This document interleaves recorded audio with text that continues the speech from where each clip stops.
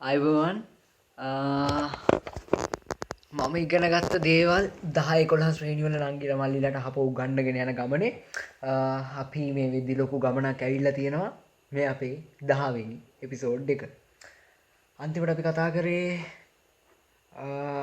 ආගන්තුක සත්කාරය විමල රත්න කුමාරගමගේ කවි පන්තියක් ගැන. මේ ටිකේ තියෙන්නේ කවිමයි. කවි පෙළි ටිකක් තියෙනවා. ඉතින් 10 වසර සිලබස් තව එපිසෝඩ් දෙකකින් ඉවර වෙනවා. අපිට තියෙන්නේ කුමාරතුංග මුනිදාසගේ එක එපිසෝඩ් එකක් තියෙනවා. ඊළඟට අලුත ගෙනා මනාලිය කියලා ගැම්මක් තමයි විදිහේ කවි පන්තියක් තියෙනවා. ඉතින් මේ දෙකෙන් සිලබස් ඉවර වෙනවා 10 වසරේ. ඒ ඇරෙන්න අපිට මග අතැරලාපු පාඩමක් තියෙනවා තුම්මං හන්දියේ. තුම්මං හන්දිය කරන්නම් මං හිමීට ඒක පොඩි රිසර්ච් එකක් එක්ක කරන්න ඕනේ වැඩක්. ඉතින් ඒ නිසා තමයි ඒක පරක්කු වෙන්නේ. කොහොම වුණත් එහෙනම් අපි අද එපිසෝඩ් එකට යමු. මේ සිංහල සාහිත්‍ය රසාස්වාද. අද අපිට කතා කරන්න තියෙන විෂය නිර්දේශයේ 10 වෙනි පාඩම ඇත්ගාලේ දරුපෙම ශ්‍රී චන්ද්‍රරත්න මානවසිංහන්ගේ කවි පන්තියක් තමයි මේක. ඉතින් චන්ද්‍රරත්න මානවසිංහන් ඉපදිච්ච වර්ෂය දාලා තියෙන 1913 ඒත් එක්කම මියගිය වර්ෂයේ 1964 කියලා පොතේ පටන් ගද්දිම දාලා තියෙනවා. ඉතින් කවිය රස විඳින එක තමයි වැදගත්ම. හැමදාමත් කියනවා සිංහල සාහිත්‍ය රසාස්වාදයේ කියන විෂයේ අපි කොයිතරම් හැඳින්වීම් කියෙව්වත් කොයිතරම් උතර තියෙන කරුණු ගත්තත් ඒවා වටින්නේ නැහැ. අර තියෙන රස වින්දනය තරම් පිටිපස්සෙන් හුණිකුත් යනවා. අවුලන්නේ අපි වැඩේ කරමු. රස වින්දනය තමයි මේ සාහිත්‍ය කියන දේ ඇතුලේ තියෙන ප්‍රධානම වැඩේ. ඒ හතර දෙක. ඉතින් ඒ කොහොම වුණත් අපි මේ පාඩමේ කලින් තියෙන හැඳින්වීම කියෝගෙන යමු. මොකද හැඳින්වීමෙන් අපිට කවිය ගැන ඒ නිර්මාණයේ අයිතිකාරය ඒක බිහි කරපු කෙනා ගැන ලොකු අවබෝධයක් ලබා ගන්න පුළුවන් වෙනවා. ඇත්තටම අපි සාහිත්‍ය රස විඳින පුද්ගලයෙක් විදිහට සහෘදය විදිහට ඒ අවබෝධය ලබාගෙන ඉන්න එක වටිනවා කියලා මම හිතනවා. ඉතින් මේ ශ්‍රී චන්ද්‍රරත්න මානවසිංහ කියලා කියන්නේ කවියෙක්, ඊට පස්සේ පුවත්පත් සංස්කාරකවරයෙක්, ලේඛකයෙක්, තව ගොඩක් පදවි තියෙනවා. අපි බලමු හරියටම ලේඛකයෙකු, පුවත්පත් කලාවේදියෙකු, කවියෙකු හා ගීත රචකයෙකු ලෙස කීර්තියක් අත්පත් කරගෙන තියෙනවා මේ චන්ද්‍රරත්න කුමාර මේ චන්ද්‍රරත්න මානවසිංහ සමායන්න චන්ද්‍රරත්න මානවසිංහ. ඉතින් චන්ද්‍රරත්න මානවසිංහ නූතන යුගයට අයත් කවියෙක්. අර මේ විමල රත්න කුමාරගමලා හිම වගේම නූතන යුගයට අයිති කවියෙක්. පුවත්පත් මාධ්‍ය ඔස්සේ කවිය ජනප්‍රිය සාහිත්‍ය අංගයක් බවට පත් කරනවා. ඒ කියන්නේ මේ පත්තර තුලින් කවිය කියන එක ජනප්‍රිය අංගයක් බවට පත් කරන්න ඒක එහෙම නිකන් වෙන්නේ නැහැ. අදටත් ගොඩාක් පත්තරවල සමහර විට දවස ගන්න යන්නේ ඒත් සතියකට එක දවසක් පත්තරේට කවි පිටුවක් කියලා වෙනම එකක් වෙන් කරලා තිනවා. මෙන්න මේ කියන කවි කිවිනියෝ සඳහා තමන්ගේ කවි නිර්මාණ වලට. ඉතින් මේවා ගොඩක් කියවනවා කවි රසිකයෝ. ඉතින් මේ විදිහට පත්තර වලින් කවි කියන දේ ප්‍රසිද්ධ කරන්න මූලික වෙච්ච කට්ටිය අතර මේ චන්ද්‍රරත්න මානවසිංහත් ප්‍රමුඛයෙක් පුරෝගාමියෙක් වෙනවා. ඉතින් ඒකට හේතුව වෙන්නේ චන්ද්‍රරත්න මානවසිංහ කාලයක් ලංකාදීප පත්තරේ සංස්කාරකවරයෙක් විදියට වැඩ කරා. ඒ වැඩ කරන්න හම්බෙච්ච එකෙන් තමයි එතුමාට ඒ සේවය කරන්න පුළුවන් වුණේ. ඉතින් මේ චන්ද්‍රරත්න මානවසිංහගේ කවිය දිහා බලද්දී තමන්ගේ මේ වටපිටාව තියෙන දැන් මං ඉන්නවා සමාජයක.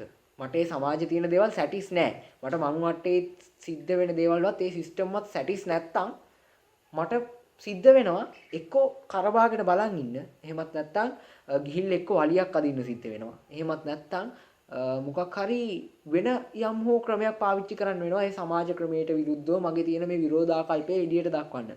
ඉතින් මේ චන්ද්‍රරත්න මානවසිංහ තමන්ගේ ඒ විරෝධාකල්ප පෙන්වන්නේ මේ තමන්ගේ නිර්මාණ තුලින් තමන්ගේ වටේ තියෙන මේ සමාජ වටපිටාව සියුම් උපහාසයකට ලක් කරනවා. සියුම් උපහාසයකට ලක් කරලා ඒක විවේචනය කරනවා. ඉතින් අන්න ඒ විදිහට එතුමා ලිව්වා විවේචනය කරලා ගොඩක් ජනප්‍රියට පත්වෙච්ච මේ තීරුලිපි සංග්‍රහයක් වගතුග කියලා. ඉතින් වගතුග කියන තීරුලිපි සංග්‍රහයේ තීරුලිපියක් දාලා තියෙනවා අපේ 11 වසරේ සිංහල අච්චුපතට.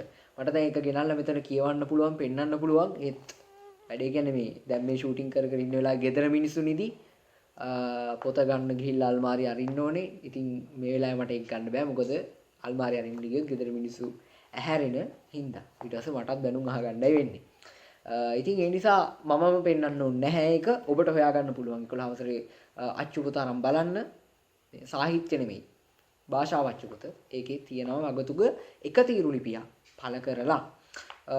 ඊළඟට 1955 දී ප්‍රථම සිංහල ගීත නාටකය. ඇහුවොත් ප්‍රථම සිංහල ගීත නාටකය මොකක්ද කියලා? මනෝහාරි. ඒක රචනා කරේ කවුද? චන්ද්‍රරත්න මානවසිංහ. ඊට පස්සේ මනෝහාරි රචනා කරන 1957 නෑ මනෝහාරි රචනා කරන 1955 දී එතනින් පස්සේ 1957 දී කොමල රේඛා කියලා ගීත සංග්‍රහයක් පළ කරනවා. මේ ගීත සංග්‍රහයට කවි පන්ති කිහිපයක් ඇතුළත් වෙනවා. මේ ගීත අස්සට කවි පන්ති කිහිපයක් ඇතුළත් වෙලා තියෙනවා. ඒ චන්ද්‍රරත්න මානවසිංහ ජීවත් වෙන කාලෙදී කේවල කාව්‍ය සංග්‍රහයක්. ඒ කියන්නේ තනි කවි පොතක් පළ වෙන්නේ නැහැ. ගොළුදැරි කියලා පොඩි කෙටි කතා සංග්‍රහයක් පළ කරනවා. එච්චරයි මෙතුමා ජීවත් වෙලා ඉන්න කාලේ එතුමාගේ නිර්මාණ වලින් පළ වෙන්නේ.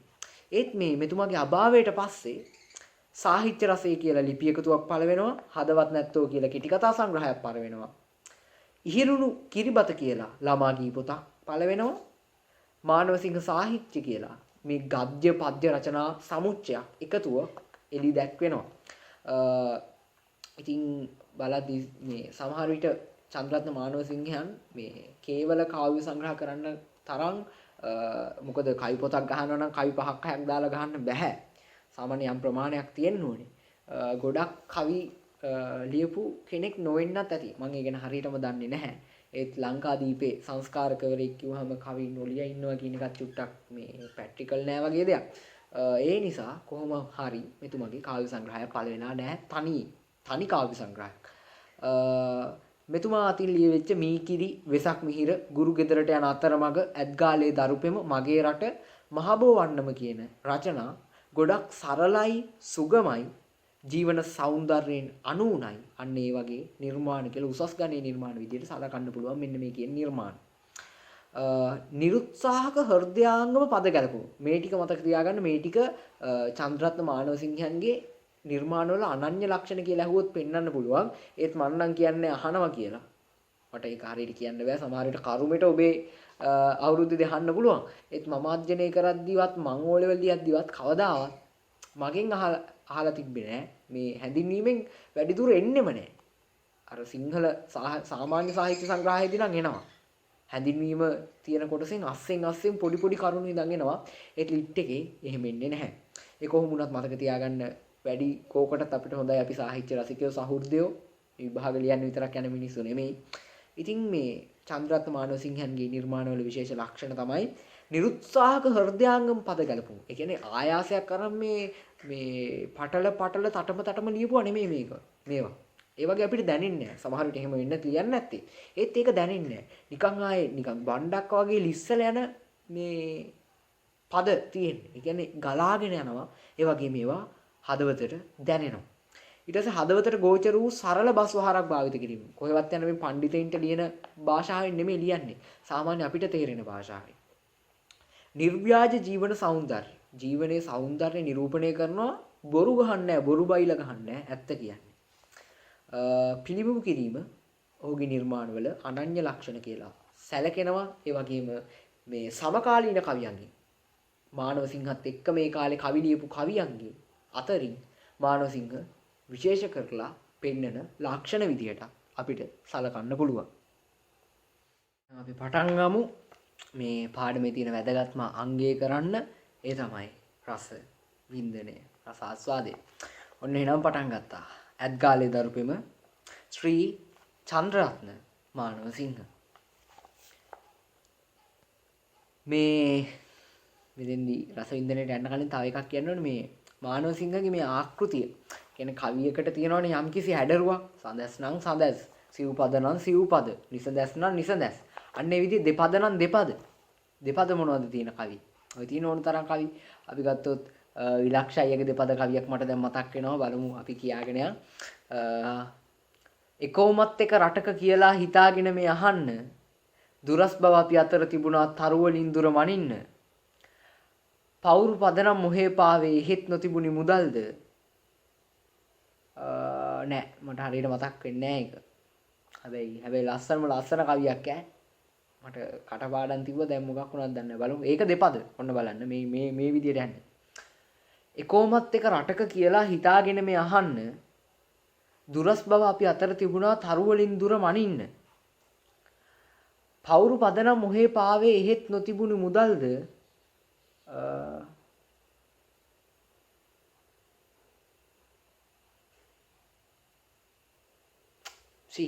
මතක් වෙන්නේ නැහැ වෙලාවට. ඒ මොකක් වුණත් මාර ලස්සන කවියක්. අන්න ඒ විදිහට දෙපද විදිහට යන්නේ. ඊළඟට තිබ්බා ලස්සන එකක්. මටත් ඕනේ ඔහේ පාවි වීදිවල සැලිසරන්න. ඒ අතරේ තැනක යාවි පෙමක් උනි කිති කැවෙන්න. ගෙම්බ වීලා කුමාරය ඇත පොලිමේ ඇය සිමින්න. ඊළඟට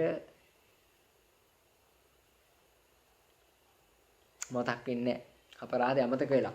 ඔබට මම යෝජනා කරනවා කියවන්න කඩාවැටෙන තරුවක් පොතේ ලස්සන කවියක්. ඊට පස්සේ තව ටිම්රාන් කීර්තිගේ කවියක් තියෙනවා. ASP වෙන්න ඉස්සර කියලා. ඒකේ දෙපද විදිහට යනවා ඉස්සෙල්ලාම ටික. මෙන්න මෙහෙම. කූඩුවක් තනමු අපි හැමදාම නෑ කළුවර. ප්‍රශ්නෙන තරමටනි ජීවිතේ ලස්සන. බණ පොතක් වගේ ඔය. කරකට පිරුණු අත් දෙක. මට මාව පෙන්වන්නේ. බොර පාට ඇස් දෙක. වහන්නට එපා කිසිදාක උඩ බොත්තම. ඔහොම පපුවක් දකින්නට ඕනේ ඔක්කොම. රන්මාල හරි බරයි ගලවලා සෙස්සම. සැහැල්ලුව පෙරාගමි. ඇටමාල අස්සෙම. අන්න ඔය විදිහට දෙපද විදිහට යනවා. ඉතින් මේ චන්ද්‍රරත්න කුමාරසිංහගේ මේ ඒත් එක්කම මේ තව කාරණාවක් කියන්න තව විශේෂම කවි විශේෂයක් තියෙනවා දෘශ්‍ය කවි කියලා. සංයුක්ත කවි.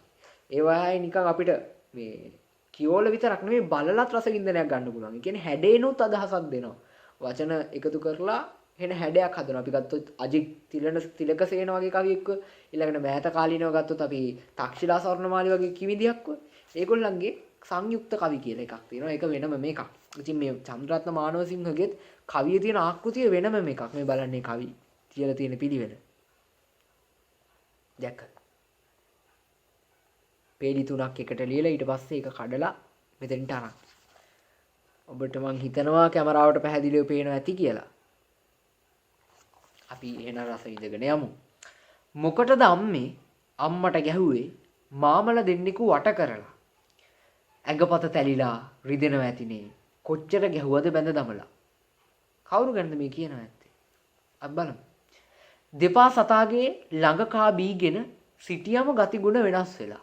දෙපා සතා කියන්නේ කාටද? දෙයියනේ හත්තික්කේ මේ අපිට නේද? මාමලොහොමයි උන්ගේ බහටම හැරෙනව නෑකම අත්හැරලා. අම්මල කනකොට වතුර නානකොට තිප්පලේ නිදියන කොට වැටිලා. කැලේ මාමලා ඉඩදී අයිනට වෙලා ඉන්නවා නොයරකලා. මිනිහයි කියන දෙපා සතාගේ ළඟින් ගියත් ඇති පොඩි පුතුනේ. හැබැයි පොඩ්ඩක් ඇත්තනේ මේ කතාව. ලෙහි පපුකම් නෑ. හරි ගතිගුණ නෑ. ඒ බව කවුරුත් දන්නවනේ. අම්මට කිරි නෑ. වෙන අම්මලාර එහෙම දුවනවා බැඳි ගොන්නේ. බඩගිනියනවා නිදිමත එනවා. කොහොමද මේවා ඉන්නේ? අනේ පුතේ මට කන්න බොන්නේ නෑ. ඒ හින්දා නෑ කිරි එරුනේ. අයිනක ඉඳලා දුවන අම්මලා ගෙන් කිරි බීපන් පොඩි පුතුනේ. මේ කවිය යන්නේ තනිකර සංවාදාත්මක විදියට. සංවාදයක් විදියට. අර අම්මගේ පුතාගේ අතර යන සංවාදයක් විදියට. ඉතින් කවුද මේ අම්මයි කවුද මේ පුතා කවුද මේ අම්මා? කවි මාතෘකාව මතක් කරන්න. ඇත්ගාලේ දරුපෙම. ඉතින් අම්මයි පුතයි කවුරු වෙන්නේ නැද්ද? ඔබ යතේ ඒක. අපි යන් කවියට. දරුවන් නැති අම්මලටත් කිරිනම් තියෙනවා හරියට බුරුළු පුරා. දරුවන් නැති අම්මලටත් තියෙනවා කිරිනම් හරියට බුරුළු පුරා. ඒවා අම්මලා බෙදා ගන්නවද අපිට බොන්න හැම විටම උරා. එක දරුවෙක් ඇති වුණොත් රැළේ අපේ කාටත් කිරි එරිලා එනවා. වෙනස් කමක් නැහැ. එක සෙනෙහසමයි කාගෙත් දරුවෝයි සැලකෙනවා. අතට මෙහෙම පුළුවන් නම් කොයිතරම් දෙයක්ද නේද? වෙනස්කමක් නැතුව මෙයා මගේ නෙමෙයි අර ඉන්නේ පිට අය අර ඉන්නේ පිට ළමයි අන්න එහෙම සලකන්න නැතුව අපි හැමෝම සලකන්න පුළුවන් නම් අපි හැමෝම මිනිස්සු අපි හැමෝම ළමයි. හරි ලස්සනයි. හරි ලස්සන සංකල්පයක් ඒක. දැක්කද අම්මේ හරි පොරයක් නේ අපේ නායකයාට පට ලැබුණේ. ලොකු තුන් දෙනෙකුට හිටි අඩියෙම සිට ඊයේ ගහලයි වල් වැදුනේ. නායකයා අපේ පැනලා යන්නේ නැහැ වැට බැඳලා මිස අප හැරලා. උන්දත් එක්කලා ගහගන්නට බෑ ඔක්කොම හිටලත් අර ගොල්ලා. අම්මේ අර බලන්නකෝ හැටි දෙපා සත්තු පැනගෙන එනවා. අන්න අපේ නායකයාද ලේ දාගෙන බිම පෙරලෙනවා. අතර බලන්න මෙතනින් කියන්නේ අර අලි මිනිස් ගැටුම කියන එක. ඒ කාලෙත් තිබිලා තියෙනවා මානවසිංහගේ කාලෙත්. මානවසිංහගේ කාලේ කියන්නේ අපි ගත්තොත් 1913 ඉඳන් 1964 වෙනකම්. අදටත් මේ අලි මිනිස් ගැටුම එහෙමම තියෙනවා. විසඳුමක් තාමත් හම්බෙලා නැහැ. මේ තියෙන්නේ අම්මේ අර බලන්නකෝ හැටි දෙපා සතුන් පැනගෙන එනවා. අන්න අපේ නායකයාද ලේ දාගෙන බිම පෙරලෙනවා. හරි ලස්සන උපහාසාත්මක අර චන්ද්‍රරත්න මානවසිංහගේ මේ එයාගේ එක ලක්ෂණයක් වුණේ තමාගේ තියෙන මේ සමාජ වටපිටාව දිහා බලලා උපහාසයෙන් විවේචනය කරනවා කියලා වගතුග කියන තීරු ලිපි සංග්‍රහයේදී. එතෙන්දි විතරක් නෙමෙයි මෙතෙන්දිත් ඒ සියුම් උපහාසය මෙතෙන්දිත් තියෙනවා. ඔන්න බලන්න. බුද්ධන් සරණයි, දෙයියන් සරණයි, තව ගස්ගස් වල සරණයි. ගහගෙන බැරි වුණු තන මිනිසුන් හට චීචී ගිනි ගුණ්ඩුවේ සරණයි. බුද්ධන් සරණයි, දෙයියන් සරණයි, තව ගස්ගස් වල සරණයි. ගහගෙන බැරි වුණු තන මිනිසුන් හට චීචී ගිනි ගුණ්ඩුවේ සරණයි. නායකයා අපේ මලා නේද දැන් දෙපා සතුල්ලන් වී සිටිති. දුටුවද අම්මේ පොරකාගෙන ඇද වලිගේ ලොම් ගලවා ගනිති. දැක්කද මේ මිනිස්සු ගිහිල්ලා අර අලියාගේ වලිගේ ලොම් ගලවලා ගන්නවා. ඊළඟට තව උපහාසාත්මක විදිහට හරි ලස්සනට කියනවා මෙහෙම. බුදු සරණෙත් මදි, දෙවි සරණෙත් මදි, මයිල් ගහේ සරණෙත් පතති. බුදු සරණෙත් මදි, දෙවි සරණෙත් මදි, මයිල් ගහේ සරණෙත් පතති. දෙපා සතුන් ඔය ආරක්ෂාවට රන් කෙන්දෙන් ඕවා බඳිති. බලන්න මිත්‍යා මතවාද රන් කෙන්දකින් ඔය අලි මේකක් බැඳලා කියලාවත් ඔය මඟුල් කරා කියලාවත් ඇත්තටම දෙයක් වෙනවද? නැහැ. මිත්‍යාවක්. හැබැයි එහෙම බැලුවොත් අර අයියනායක කියන පද්‍ය පන්ති ඉගෙන ගත්තොත් ඉතින් හැමදේම වෙන්නේ මිනිස්සුන්ගේ විශ්වාස මත තමයි. ඉතින් මිනිස්සු විශ්වාස කරගෙන ඉන්නවා එක එක දේවල්. අපිට ඒවට කරන්න දෙයක්වත් නැහැ. හැබැයි ඒවෙන් ගොඩක් දේවල් ඇත්තක් නෙමෙයි. අපි ඉස්සරහට යමු. අනිත් මල්ලිලා නංගිලා දුවනවා පුංචි කකුල් රිදෙනවා ඇතිනේ. කිරි උගුරක් බී ගන්න බැරුව අර දඟලන හැටි දුටුවද දුකිනේ. බෝසත් මුත්තල ඉස්සර හිටියලු අපේ කුලෙත් හොඳ නම දුන්නේ. දලදන් දුන්නලු බුදු බව ලැබුවලු ඒ ගැනවත් නැහැ සලකන්නේ. අම්මේ අර දෙපා සතුන් හැම ඔය තොරතුරු නැතුවද දන්නේ. බෝසත් මුත්තලා ගේ නාමයටවත් කිරි උගුරක් නැහැ නොව දෙන්නේ. බලන්න මේ ඇත් පුතා කියන්නේ. ඇත් පැටවා කියනවා කිරි උගුරක් දෙන්නේ නැහනේ. ඒව ගැන මතක් කරලවත්. මිනිසුන් අතරේ සමගිය නැති වී බුදුහාමුදුරුවෝ එදානේ පාරලෙయ్య වන යට වැඩිදාදා. පාරලෙయ్య වනයට වැඩිදා අපේ මුත්තා කෙනෙකි උපකාර වුණේ. ඒ අතීත කතාව උපම හරිය ලස්සන සම්බන්ධ කරගෙන තියෙනවා. අපි යන් ඉස්සරහට. දලුනන කාලේ ගස්වැල් හෙවනේ ගංගාවල සුදු වැලි ගොල්ලේ ඇවිද අප ආයෙත් කවදද රංචුව යන්නේ කෙල්ලේ. කුරුල්ලන්ගේ ගී සුළඟ යනවා ඇති කඳුරැලි හිමිහිට බැස යද්දී විල්වල මල් හැම පුබුදිනවා ඇති අපි මෙහි සුසුමෙන් පසු වෙද්දී විල්වල මල් හැම පුබුදිනවා ඇති අපි මෙහි සුසුමින් පසු වෙද්දී. මීට කලින් නම් මේ ගොඩක් පාඩම් වලදී මම උද්ෘත අනම්මනම් දෙන්න ගියේ නැහැ. විශේෂයෙන් මේ කවි පද්‍යවලදී මම කිව්වා මේ මුළු කවි පන්තියම පාඩම් කරගන්න කියලා. ඔයගොල්ලන්ට මතකයි මම එහෙම කිව්වා කියලා. ඉතින් මේකත් එහෙමයි. මේකෙත් මුළු කයිවි මේ පන්තියම අපිට පාඩම් කරගන්න පුළුවන්. බැරි කමක් නැහැ මම කරා. ඒත් පෞද්ගලිකව ගත්තොත් මම ඇත්තම කියන්නම්. මේ ඇත්ගාලේ දරුපෙම කියන නිර්මාණයයි තව නිර්මාණ කිහිපයක් මට පොතේ තියෙන වැඩි දැනුනේ නිර්මාණ නෙමෙයි. ඉතින් එතකොට ඒවා පාඩම් කරන්න යද්දී පොඩි ආයාසයක් දරන්න පුළුවන්. ඒ බැරි නෑ, අමාරුත් නෑ පුළුවන්. හැබැයි ඒක නිකන් ඔටෝමැටිකලි එන්නේ නැති ගතියක් වගේ එකක් තියෙනවා. ඒ නිසා මම ඔබට යෝජනා කරනවා ඔබ කැමති නම් මේ මුළු කවියම පාඩම් කරගන්න. කමන්නේ ඒක ගොඩක් වටීවි. ඒත් එහෙම නැත්තම් මේ පොතේ මම මාක් කරලා තියෙනවා. තැන් වල මේ විචාර එහෙම ලියන්න, රසාස්වාද එහෙම ලියන්න මේ ඕනේ වෙයි කියලා හිතෙන කොටස්. ඉතින් මම මේ කොටස් ටික ඔයගලට පෙන්නන්න ඔයගොල්ලොත් එක බෙදා ගන්නම් ඒ ටික අන්ඩර්ලයින් කරගන්න ඔයගොල්ලෝ කැමති නම් ඔයගලන්ට පුළුවන් ඒ ටික මාත් කරගෙන උද්දෘත විදියට පාවිච්චි කරන්න. ඔන්න ඉස්ලාම් මෙන්න මේ කියන කවි කෑල්ල. බඩගිනි එනවා නිදිමත එනවා කොහොමද අම්මේ මා ඉන්නේ. අන්න ඒක. ඒත් එක්කම ඊළඟ එකක් අනේ පුතේ මට කන්න බොන්නේ නෑ ඒ හින්දා නෑ කිරියරුනේ. ඊළඟට මේ කවිය. දරුවන් නැති අම්මලටත් තියෙනවා දරුවන් නැති අම්මලටත් කිරි නම් තියෙන නෑ. දරුවන් නැති අම්මලටත් කිරි නම් තියෙනවා හරියට බුරුළු පුරා. ඒවා අම්මල බෙදා ගන්නවද අපිට බොන්න හැම විටම උරා. ඊළඟට ඒත් එක්කම ඊළඟ දෙකක් මාක් කරගන්න. මොකද වැදගත් වේවි. එක දරුවෙක් ඇති වුණත් අපේ එක දරුවෙක් ඇති වුණත් රැළේ අපේ කාටත් කිරි එරිලා එනවා. වෙනස් කමක් නෑ එක සෙනෙහසමයි කාගෙත් දරුවේ සලකනවා. ඊළඟට මෙන්න මේක. අර උපහාසය කියන කෑල්ල වෙන්නන්න අපිට මේ ටික ගන්න පුළුවන්. බුද්ධන් සරණයි දෙවියන් සරණයි තව තව ගස් වල සරණයි. ගහගෙන බැරි වුණු තැන මිනිසුන් හට චීචී ගිනි ගුණ්ඩුවේ සරණයි. ඒත් එක මේ උපහාසයටම තව කවියක් ගන්න පුළුවන්. බුදු සරණෙත් මදි දෙවි සරණෙත් මදි මයිල් ගහේ සරණෙත් පතති කියන එක. ඊළඟට අන්තිමට මෙන්න මේ ටික මාක් කර ගන්න පුළුවන් අපිට. ඇවිද ඇවිද අප ආයෙත් කවදද රංචෝ යන්නේ කෙල්ලේ.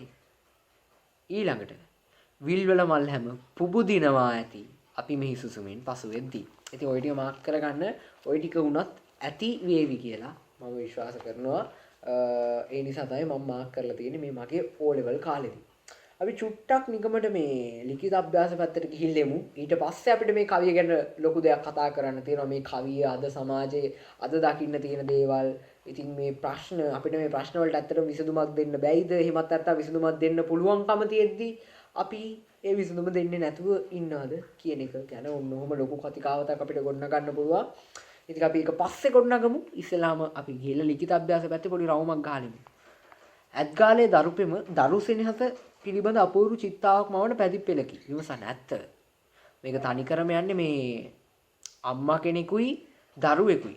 ඉතින් අම්මා කෙනෙකුයි දරුවෙකුයි වුණාම මිනිස්සු වෙන්න ඕනේ නෑනේ. සතෙක් වුණා. එතෙන්දි අම්මා කෙනෙකුයි දරුවෙකුයි අතර තියෙනවා අන්න ඒ කියන දාරක ස්නේහය. ඉතින් ඒ ආදරේ. ඉතින් පැටවෙකුයි ඇතින්නියෙකුයි අතර තමයි මේ සංවාදය සිද්ධ වෙන්නේ. ඉතින් දරු සෙනෙහස මතු කර පෙන්වන මේ උද්ෘතම මාක් කරගන්න දුන්නා. ඕගොල්ලන්ටත් තෝරගන්න පුළුවන්. ඉතින් ලියන්න ඕනේ මොනවද කියලා මම කියන්නේ නැහැ. ඒක තීරණය වෙන්නේ ඔබ අනුව. ඔබේ මෙන්න මෙතන අනුව. ඔබට දැනෙන විදිය අනුව. ඔබ දේවල් ෆීල් කරන විදිය අනුව. ඔබ ලෝකය දකින්න විදිය අනුව. ඉතින් ලෝකේ මට පේන විදියට නෙමෙයි ඔබට පේන්නේ. ඔබට පේන විදියට නෙමෙයි මට පේන්නේ.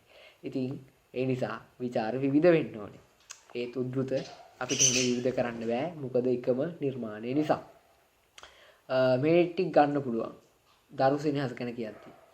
දරුවන් නැති අම්මලටත් කිරිනම් තියෙනවා හරියට බුරුළු පුරා. ඒවා අම්මල බෙදා ගන්නවද අපිට බොන්න හැම විටම උරා.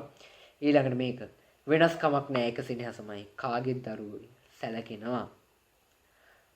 ඊළඟට අපිට මේකත් ගන්න පුළුවන්. අනේ පුතේ මට කන්න බොන්න නෑ.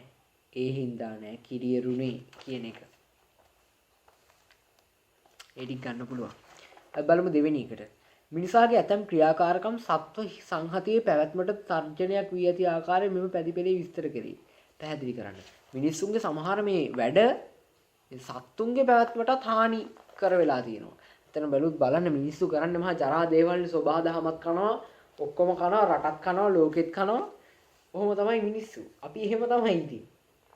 මොනවා කරන්නද කියලා නෙමෙයි අතරම අපිට අවශ්‍ය නම් ඒවා හදාගන්න පුළුවන්. ඉතින් අපි මේ විදිහට හදාගෙන යනවා. අපි එක එක්කෙනා හැදෙමු. ඔයා හැදෙනවද කියන එක නෙමෙයි. ඉස්සෙල්ලා මම බලන්න ඕනේ. මට හැදෙන්න පුළුවන්ද කියන එක. අන්න ඒ විදිහට අපි හිතන්න ගත්ත දවසක මේ හැම දෙයක්ම හැදිලා තියෙවි. ඉතින් අපි ගමු පොඩ්ඩක් මේක. අර මේ අපිට මේව ගන්න පුළුවන්.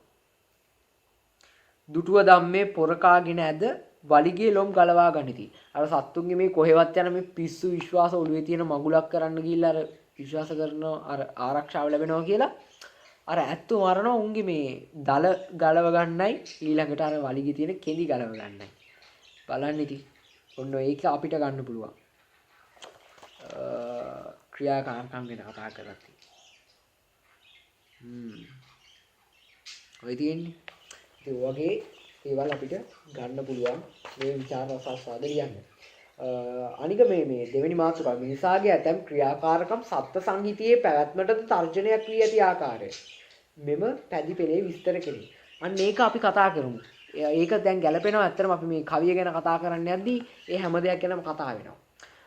හරි එහෙනම් අපි කවිය ගැන පොඩි සංවාදයක් ගොඩනගමු. හොඳයි මේ චන්ද්‍රරත්න මානවසිංහ 1900 ගණන් වල මේ කවියට අරන් තියෙන ප්‍රස්තුතේ එදාට විතරක් නෙමෙයි මේ 2021 වෙච්ච අදටත් ගැලපෙනවා.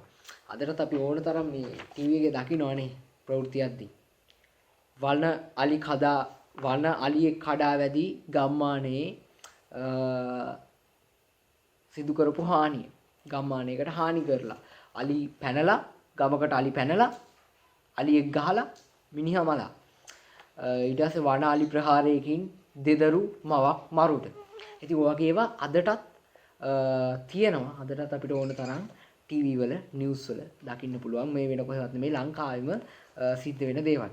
ඉතින් ගොඩක් දුරට මම නම් ජීවත් වෙන්නේ කොළඹ නාගරික වටපිටාවක් එක්ක. ඉතින් මේ අලි ප්‍රශ්න මේ අලි මිනිස් ගැටුම කියන එක අදටත් තියෙනවා. අද ගොඩක් උත්සන්න වෙලා තියෙනවා. ඒත් මට ඒක වැඩි ගාණක් නැහැ. මට ඒක වැඩි දැනෙන්නේ නැහැ. මොකද මගේ වටපිටාවේ එහෙම දෙයක් සිද්ධ වෙන්නේ නැති නිසා. ගොඩක් දුරට අපි හැමෝටම එහෙම තමයි. දෙයක් අපිට දැනෙන්න නම් ඒක අපි අපේ වටපිටාවේ සිද්ධ වෙන්න ඕනේ. ඉතින් ඒකට කරන්න දෙයක්වත් නැහැ ඇත්තටම. ඉතින් ඒ නිසා ඒ කොහොම වුණත් මේ වගේ ප්‍රශ්න තියෙන මිනිස්සු අදටත් ලංකාවේ ඉන්නවා. අපි ගත්තොත් ගොඩක් දුෂ්කර පළාත්වල පිටිසර පළාත්වල මිනිස්සුන්ට ගම්මානවල මිනිස්සුන්ට මේ ගැටලු තියෙනවා. ඉතින් මම ගමේ ඉද්දිත් මට මේ අලි ප්‍රශ්න ගැන ලොකු මේකක් තිබ්බේ නැහැ. මම වගේ ගම කෑගල්ල. ඉතින් එහෙත් මේ අලි ප්‍රශ්න නැහැ. එහෙම ලොකු කැලෑ නැහැ. ඒත් ගොඩක් දුරට ගත්තොත් අනුරාධපුර පොළොන්නරුව වගේ පැතිවලට යද්දී මේ අලි මිනිස් ගැටුම කියන එක ගොඩක් බහුලයි නේ. අහලා තියෙනවා. අපිට ගොඩක් නිතරම ඇහෙනවා. අනුරාධපුර පොළොන්නරුව වගේ පැතිවලදී. ඇත්තට එක අතකින් බැලුවොත් මේ අලි මිනිස් ගැටුමේදී එක අතකින් අලිත් පව්. අනික් අතින් මිනිස්සුත් පව්. හැබැයි මිනිස්සුත් පව් කියලා කියන්න බෑ. මොකද මේ ගොඩක් දුරට සිද්ධ වෙන්නේ අලි එනවා. අලි මේ රැට හරි කොහොම හරි වෙලාවකදී ගම්මානයට කඩා වැදිලා ඒ තියෙන හැමදේම විනාශ කරලා දාලා මිනිස්සුන්වත් මරලා තමයි අලි යන්නේ. ඉතින් හැබැයි ඒක ගොඩක් නරකයි තමයි. කොහොමද මිනිස්සුන්ව මරනවා කියන එක කොහොමවත් හොඳ දෙයක් නෙමෙයිනේ. ඒත් ඇත්තටම බැලුවොත් මේ අලි ගම්මාන වලට කඩා වදින්නේ එක අතකින් මිනිස්සුන්ගේම වැරදි හින්දා. මිනිස්සු මොකද්ද කරන්නේ? මිනිස්සු ගිහිල්ලා කැලෑ වෙලි පෙහෙලි කරනවා. ඒවැ හේන් හදනවා. හේන් හදන එක කමන්නේ නැහැ කියමුකෝ. ඒවා තව අවශ්‍ය ප්‍රමාණයටත් වඩා එලි පෙහෙලි කරලා ඒවා අල්ල ගන්නවා. අල්ලගෙන ගෙවල් ගහනවා. ඔන්න ඔහොම කරලා කරගෙන යද්දී අන්තිමට අලින්ට ඉන්න තැනක් නැති වෙනවා. දැන් කැලේ කාගේද? කැලේ අලින්ගේ. අලින්ගේ කැලේ මිනිස්සු ගිහිල්ලා අල්ලගත්තා. ඉතින් දැන් ඔහොම ඉද්දී මිනිස්සු ගිහිල්ලා අලින්ගේ කැලේ අල්ලගත්තට පස්සේ අලි කොයි ලෝකේ යන්නද? උන්ට වෙනම සමාන්තර විශ්වයක් හදලා දෙන්නේ නැහැ. උඹලා ඵලයන්ලා ගිහිල්ලා ඒක හිටපල්ලා කියලා. උනුත් ඉන්න ඕනේ. ඉතින් උන්ට ඉන්න තැන් නැති වෙද්දී Tamanට අවශ්‍ය කරන ඔය ආහාර වගේ අවශ්‍යතා ආහාර ජලය වගේ දේවල් අර කැලේ තියෙනවා නම් අවුලක් නැහැ. ඒවෙන් සපුර ගන්න පුළුවන් දැන්. මේ වගේ බැරි වෙද්දී මොකද්ද වෙන්නේ? උන් ඒව හොයාගෙන එනවා ගම්මාන වලට. ඉතින් ඕකයි උතෙන්දි සරලවම සිද්ධ වෙන්නේ. ඉතින් ඒ කොහොම වුණත් සමහර වෙලාවට ඔය වගේ දේවල් කරන්නේ එක්කෙනෙක්. ඒත් ඒවෙන් බැටකන්නේ තවත් වෙනම අසරණ කණ්ඩායමක්. හැම දෙයකදීම එහෙමයි ජීවිතේනේ. වෙන කෙනෙක් කරන දෙයකට ගොඩක් වෙලාවට අපිට සිද්ධ වෙනවා ඒකට වන්දි ගෙවන්න. එහෙම නැත්නම් සමහරලාට අපි කරන දෙයකින් තව අයට සිද්ධ වෙනවා ඒකේ වන්දි ගෙවන්න. ඉතින් මෙතෙන්දිත් ඒ වගේ තත්ත්වයක් තමයි සමහරලාවට ඇති වෙන්නේ. ඒ කොහොම වුණත් සමස්තයක් වශයෙන් ගත්තොත් මිනිස්සුන්ගේම වැරදි මේවා. ඉතින් ඒ නිසා මේ අලි මිනිස්සු අතර වෙන මාරාන්තික වෛරයක් ඇති වෙලා තියෙනවා. ඉතින් ඇත්තනේ සාධාරණයි හරිනේ. මගේ පවුලේ මිනිස්සෙක් ඇවිල්ලා අලියෙක් ගහලා මරනවා. ඊළඟට කොහොමද මට තනිකර අලියෙක් දකින්න තැන ඌව මරාගෙන කන්න හිතෙනවා. සාධාරණයි. ඉතින් ඒක එහෙම තමයි. ඉතින් මේ වෙද්දි අලි මිනිස් ගැටුම ගොඩක් දුරදිග ගිහිල්ලා ලොකු මේකකට ඇවිල්ලා තියෙන්නේ. ඒත් ලංකාවේ නීති අනුව අලියෙක් මරණ එකත් අහනවා. ඉතින් මරණය කොහොමවත් හොඳ නෑ. ඒ සත්තුත් ඉන්න ඕනේ. සෝබා දහම විදියට අපි හැමෝම මේ පරිසරයේ ජීවත් වෙන්න ඕනේ. ඒක තමයි සිද්ධ වෙන්න ඕනේ දේ. මිනිස්සු විතරක් ඉන්න කියලා අලි හැමෝම මරලවත් අලින්ට ඉන්න කියලා අපි පැත්තකට ලාවත් හරියන්නේ නැහැ. අපි හැමෝම අපිට ගැළපෙන විදියට අපි හැමෝටම ගැළපෙන විදියට හදාගෙන ජීවත් වෙන්න ක්‍රමයක් තමයි අපි හොයාගන්න ඕනේ. ඉතින් මේ අලි මිනිස් ගැටුම නිසා මේ අලි ගහලා නැති වෙච්ච මිනිස්සු කොයි තරම්නම් ඉන්නවද ඇත්තට. ඊට පස්සේ අලි ඇවිල්ලා කිසි හිතක් පපුවක් නැති විදිහට ඉතින් අලින්ට ඇත්තට තේරෙන්නේ නැහැ උන් සත්තුනේ. මේ මිනිස්සුන්ගේ මේ දේපල විනාශ කරනවා. දුක් මහන්සියෙන් හරි හම්බ කරලා ගන්න දේවල් මේවා. ඉතින් එහෙම වෙද්දි මිනිස්සුත් එක අතකින් අසරණයි. ඒත් අනික් අතින් ගත්තොත් මේ එන අලි කියන්නේත් මේ නිකන් රොබෝලා නෙමෙයි. මිනිස්සු විතරක් නෙමෙයි ජීවීන් කියලා කියන්නේ. මිනිස්සුන්ට විතරක් නෙමෙයි හැඟීම් දැනීම් තියෙන්නේ. සතුන්ටත් තියෙනවා. සතුන්ට ඒවා දැනෙනවා. ඉතින් මේ අලිත් එහෙමයි. අලිත් එක අතකින් බලද්දි උන්ට කන්න බොන්න නෑ. උන්ට බඩගින්න එනවා. ඉතින් උන්ට කරන්න දෙයක් නෑ. උන්ගේ අර කැලෑව ගිහිල්ලා මිනිස්සු අල්ලගෙන. උන් එනවා. තමන්ට කෑම හොයාගෙන මේ ගම්මාන වලට. ඉතින් එහෙම ආපුවාම මිනිස්සුන්ගේ කලබලත් එක්ක උන් කලබල වෙනවා. උන් කලබල වෙලා ඊට පස්සේ මිනිස්සුන් අල්ලලා පොලේ ගහලා ඔන්න ඔහොම දේවල් සිද්ධ වෙනවා. ඉතින් මේකෙදි සමහර ගම්මානවල එහෙම ආරක්ෂා කරලා තියෙනවා අලි වැටවල් වලින්. ඉතින් සමහර ගම්මාන වලට එහෙම තත්ත්ව ලබා දීලා නැහැ තාම බලධාරීන්. මේ මිනිස්සු පව් මර බයේ ජීවත් වෙනවා. ඉතින් ගොඩක් දුරට අපිට මේක පේන්නේ මිනිස්සුන්ගේ පැත්තෙන්. ඒත් අපි තව පැත්තක් බලමු. මේ ලෝකේ හැම දෙයකටම පැති දෙකක් තියෙනවා. හරිද? මේ ලෝකේ කිසිම දෙයක් 100%ක් හරිත් නැහැ. කිසිම දෙයක් 100%ක් වැරදිත් නැහැ. ඉතින් හරි පැත්තක් තියෙනවා නම් වැරදි පැත්තකුත් තියෙනවා. අපි බලමු මේක අපි දැන් මිනිස්සුන්ගේ කෝණයෙන් බැලුවා මෙන්න මෙහෙමයි කියලා. අපි බලමු දැන් අලින්ගේ කෝණයෙන් මේක කොහොමද කියලා. අර අලි මං කිව්වනේ අලින්ටත් දැන් කන්න බොන්න නැහැ. අලින්ටත් ළමයි ඉන්නවා. අලින්ටත් දරු සෙනෙහස තියෙනවා. ඉතින් ඒ නිසා මොකද්ද කරන්නේ? උන්ටත් බඩගින්න දැනෙද්දී උන්ට කරන්න දෙයක් නැහැ. උන් ගම්මාන වලට එනවා කන්න දෙයක් හොයාගෙන. ඊළඟට මිනිස්සු අලි මිනිස් කැටුම ඒ කාලේ තියෙනවා. දැන් ඒ කාලේ මේ කාලේ තියෙනවා. ඒ කාලේ ඊටත් වඩා අදටත් මේක තියෙනවා. මිනිස්සු මොකද්ද කරන්නේ? කැලෑ වලට ගිහිල්ලා සමහර ලාවට ඔය මේවා නීති විරෝධී වැඩ අලින්ව නෙමෙයි ඇත්තුන්ව මරනවා. මේ දල ගන්න. දලවල තියෙන ගජමුතු අරන් විකුණන්න. බලන්න ඇත්තට මේ වගේ පහත් අරමුණු වලට වැඩකටම නැති දේවල් වලට තමන්ට සල්ලි හොයන්න සතෙක්ගේ ජීවිතයක් නැති කරනවා. ඒ වගේ ඇතෙක්ගේ වගේ. එන අපරාධයක්. මේවා කරන්න හොඳ නැති දේවල්. අපි හැමතිස්සෙම තේරුම් ගන්න ඕනේ දෙයක් තියෙනවා. ඒ තමයි අපිට විතරක් නෙමෙයි සත්තුන්ටත් හැඟීම් දැනීම් තියෙනවා. සත්තු කියන්නේ ජීවීන්. ඉතින් සත්තුන්ටත් අයිතියක් තියෙනවා මේ පරිසරයේ ජීවත් වෙන්න. හරි ලස්සන්ට මේ අලින්ගේ මේ කතාව කියලා තියෙනවා චන්ද්‍රරත්න කුමාරසිංහ නෙමෙයි මට පැටලෙනවා මානවසිංහ. චන්ද්‍රරත්න මානවසිංහ කියන කවියා මේ ඒ පත් වෙන තත්ත්වය. ඒත් ඉන්නේ මේ පණ තියෙන අය, පණ තියෙන සත්තු. අපිත් එක අතකින් ගත්තොත් අපිත් සත්තුනේ. මිනිස්සු කියන්නේ සත්තුන්ගේ එක කොට්ටාසයක් විතරයි. විශේෂ දෙයක් නෑ. අපිත් සත්තුම තමයි. පොඩි වෙනසකට තියෙන අපේ බුද්ධි මට්ටම චුට්ටක් මුහුකුරා ගිහිල්ලා අපි යම් තත්යකට ඇවිල්ලා සෝබා දහමටත් විපර්යාස කරන තත්යකට අපිපත් වෙලා ඉන්නවා මේ බුද්ධිය නිසා. ඒක තමයි එකම වෙනස. අපිත් සත්තු. අපිත් සත්ත්ව විශේෂයක්. ඉතින් ඒ ඉන්නෙත් මේ හැඟීම් දැනීම් තියෙන අය. ඒ ඉන්නෙත් අම්මලා. ඇතින්නියක් කියන්නේත් අම්මා කෙනෙක්. පැටියෙක් කියන්නේත් ඒත් දරුවෙක්.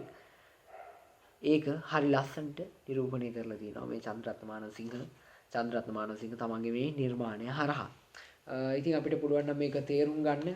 අපි විතරක් නෙමෙයි ජීවත් වෙන්න ඕනේ, මිනිස්සු විතරක් නෙමෙයි සත්තු ජීවත් වෙන්න ඕනේ කියන එක තේරුම් ගන්න පුළුවන් නම් සත්තුන්ටත් තමන්ගේ අර කැලේ තමන්ගේ පාඩුවේ ජීවත් වෙන්න දෙන්න පුළුවන් නම් ඒව එලි පෙහෙලි කරගන්න නැතුව අනුන්ගේ ඉඩම් හොරෙන් අල්ල ගන්න නැතුව අර ඒක ඉතින් මිනිස්සුන්ගේ පුරුද්දක් රජේ ඉඩම අල්ල ගන්නවා ප්‍රාදේශීය සභාවේ ඉඩම් අල්ලගෙන ගෙවල් ගහ ගන්නවා මිනිස්සු. ඉතින් ඒක ඉතින් මිනිස්සු නිතරම වගේ කරන දෙයක්. Tamanට අයිති නැති දේවල් වැන්දට පැනලා ඒවා අයිති කරගන්න එක. ඉතින් ඒක හරි නරක දෙයක්. ඉතින් අපිට පුළුවන් නම් අලින්ට Tamanට අයිති වනාන්තරේ දීලා උන්ට එහෙ Tamanගේ පාඩුවේ ඉන්න දෙන්න. එතකොට උන්ටත් එහෙ උන්ගේ පාඩුවේ ජීවත් වෙන්න පුළුවන්. අපිටත් මේ අපේ ගම්මානවල කිසි ගැටලුවක් නැතුව අලි ඇවිල්ලා මගේ මිනිහා මරුවා කියලා කියන්නේ නැතුව මගේ පවුලේ දේවල් නැති කරා කියලා කියන්නේ නැතුව මම දුක් මහන්සියෙන් හරි හම්බ කරගත්ත දේවල් අලි විනාශ කරා කියන්නේ නැතුව ජීවත් වෙන්න. ඉතින් ලොකු දෙයක් කියන කවියක් මේක. හොඳයි එහෙනම් අද එපිසෝඩ් එක මෙතනින් ඉවරයි. සිලබස් ඉවර කරන්න 10 වසරට තව තියෙන චුට්ටයි. ඒ ටිකත් ඉක්මනට කරමු. එහෙනම් අදට මම යන්නම්. ආයෙම දවසක අලුත් එපිසෝඩ් එකකින් ආයෙම එනකම් අදට මම යනවා. ආයෙම කිව්වේ ඉතින් ආයෙ හෙට එනවා. වැඩි කාලෙ යන්නේ නැහැ. කොහොම වුණා? දැනට සමු ගන්න.